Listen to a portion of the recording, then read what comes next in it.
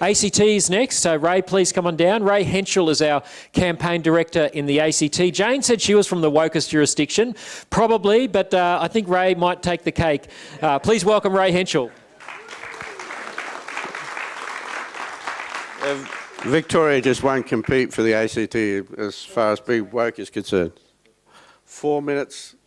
I had some things I would really like to say to you, and I actually have a lot of evidence that can prove that case. The Labor Green government in the ACT, to my mind, the rot set in right back at, as we've identified, right back at the marriage debate, where our chief minister was using taxpayer funds to put rainbow colouring all over the ACT buses in the state.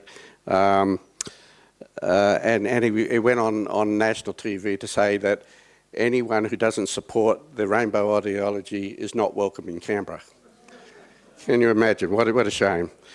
Well, it is also the drug capital of the nation.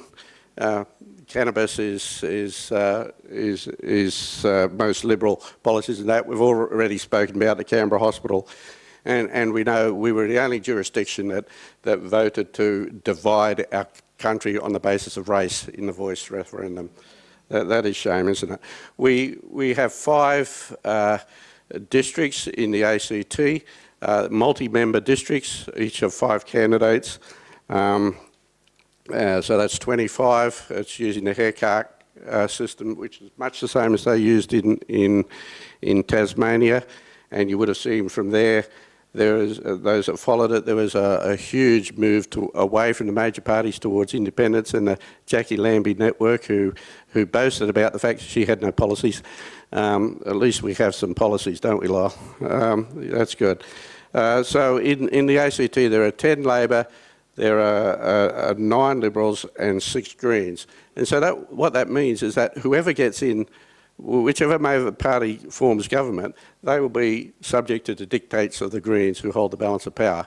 There will be a shake-up this election that will break the red, blue and green oligopoly, and that's the Independents for Canberra. Don't believe they're independents, they are the Teals, well-funded.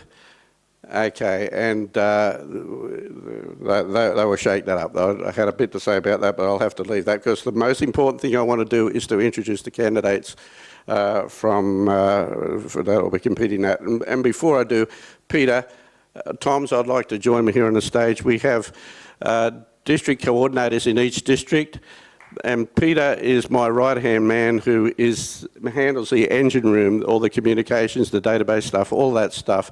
He is, without Peter, our campaign would have no propulsion. Let's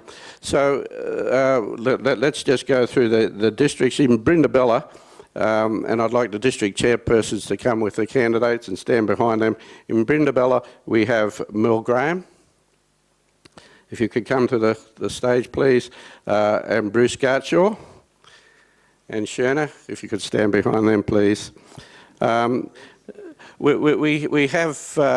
only had 5 of our 10 candidates that could make the journey. He had family commitments, so it's really annoying when our candidates put family first.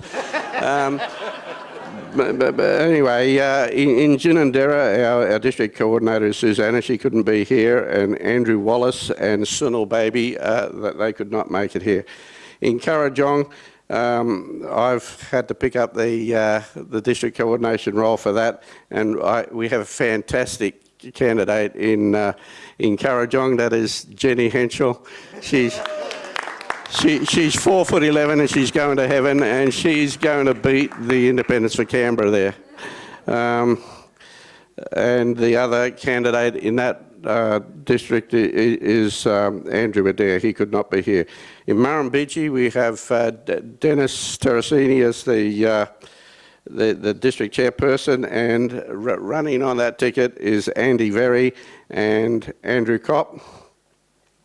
And in Yarrabee, those folk could not make us either. We've got Greg Amos is leading the charge there. So I'll leave that there. I know I have gone over time, but I'd like you to join me in welcoming the candidates for Canberra, for ACT.